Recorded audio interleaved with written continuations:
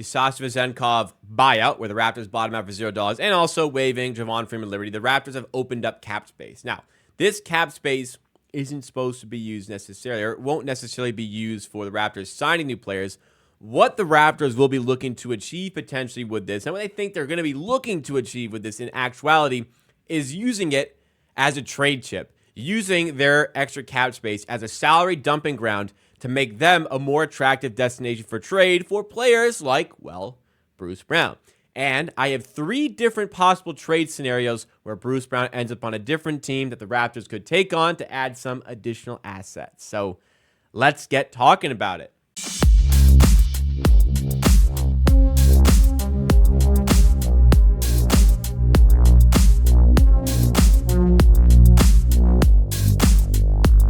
The Amateur Hour Production Network is dedicated to Toronto Raptors content. We do videos and we also do live streams, which go long on the main channel. So to make it easier for you guys to watch and to digest, we have the Amateur Hour Clips channel. We're going to take the best highlights and segments from those live streams on Amateur Hour Sports and put them right here for you to enjoy. So if you like what you see along the way, make sure you do hit that like button and also subscribe to the channel as well. With so much consistent content coming out as well as post-game shows during the season, you're not going to want to miss out. First of all, and I'm going to acknowledge that some of these were tricky. Look, I wanted to make a video here talking about, or I wanted to do a segment here for the stream talking about 3 potential trade destinations. I struggled, and I went fishing for some of these, and I'm going to own up to that right out the gates. But here is 3 potential destinations for Bruce Brown. The first one I do not think is reaching, and I do think is a possible outcome for a trade. And I think that the Golden State Warriors will relish an opportunity to dump Andrew Wiggins' salary and take on Bruce Brown. Obviously, Andrew Wiggins is not a great asset. 3 years left on his deal. It's a lot of money.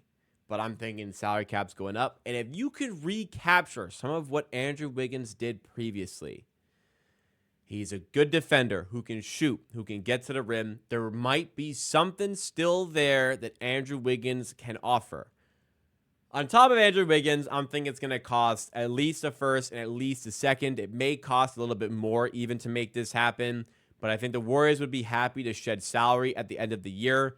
They're looking to get rid of Andrew Wiggins, and I think that attaching a pick in order to make this happen would be something that the Warriors eye as a possible resolution to that contract. Again, largely depending on what you can get of Andrew Wiggins, maybe with injury behind him. I think there was some family trouble behind him. With that stuff behind him, can he get back to any sort of level to what he was previously? If he can, I think he can be an important piece for the Raptors, especially one who can shoot, and could be even for a few years to come, and we get a pick on top of that. I don't think the Golden State Warriors are that hot of a team, so I think that getting a first-round pick off of them might be an interesting one for this season, and it just adds on to the talent that the Raptors can immediately inject within their team going forward. It's not ideal to take Wiggins, but it might be worth it to get the pick.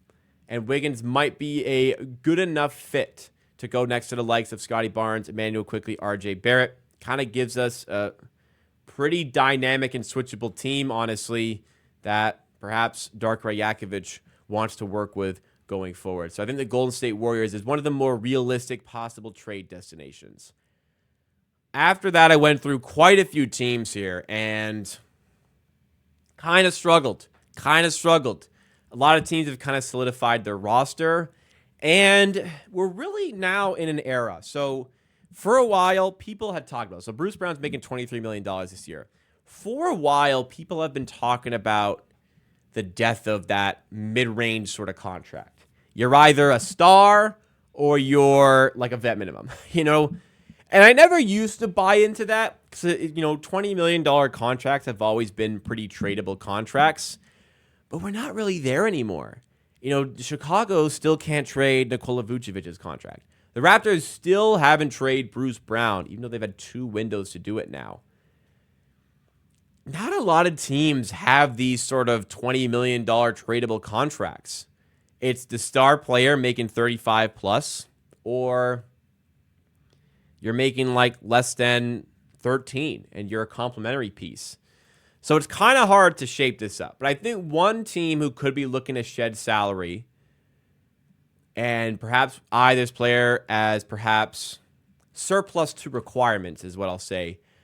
I think the Sacramento Kings could decide to move off of Kevin Huerter. And I think the reason they do that is that he's making $16.8 million this year. He's on a 2-year contract.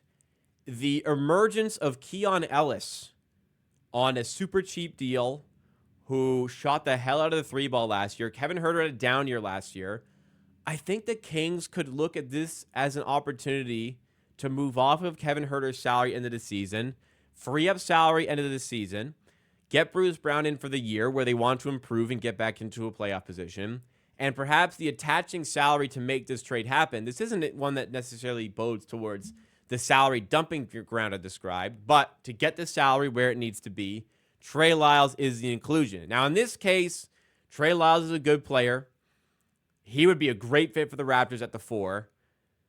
Kevin Huerter, I think just adding any shooting to the Raptors is something that's worthwhile, and it's not a crippling contract to have for next year. I'm not sure the Kings go for this.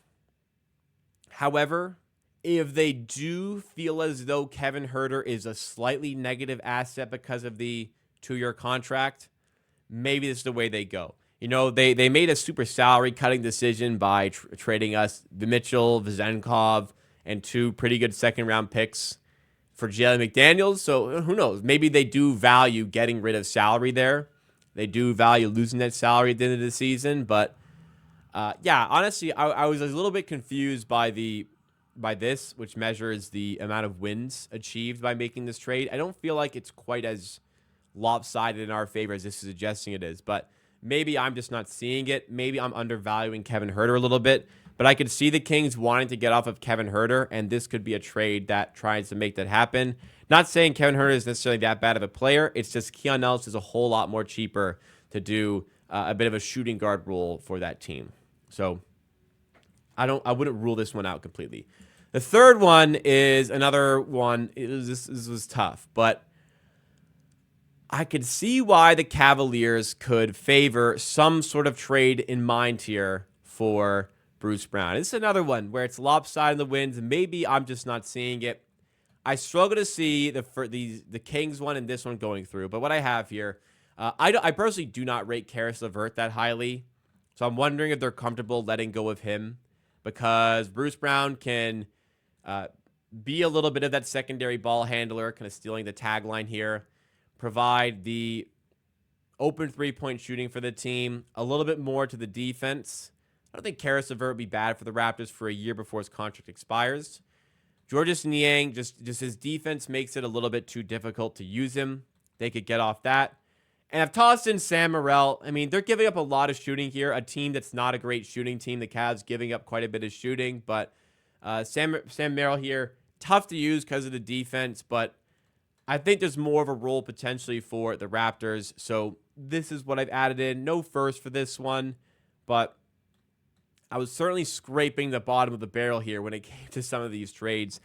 Kind of what I've looked at here is that even though it very much feels as though the Raptors are in a position to make a trade with Bruce Brown, not a lot of other teams are in that same position to make a trade.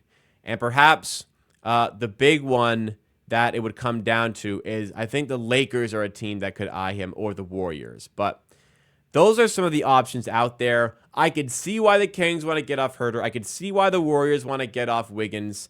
And for the Cavs, I could see why they want to get a more established playoff sort of player and go for Bruce Brown. But it kind of feels like at the moment Bruce Brown is here to stay. The Raptors are certainly in a position for an imminent trade, but perhaps no other team is in position to make that happen in the latter stages of July. Expect Bruce Brown to be on the roster from day one for the Raptors playing games. Hopefully move by the NBA trade deadline this time.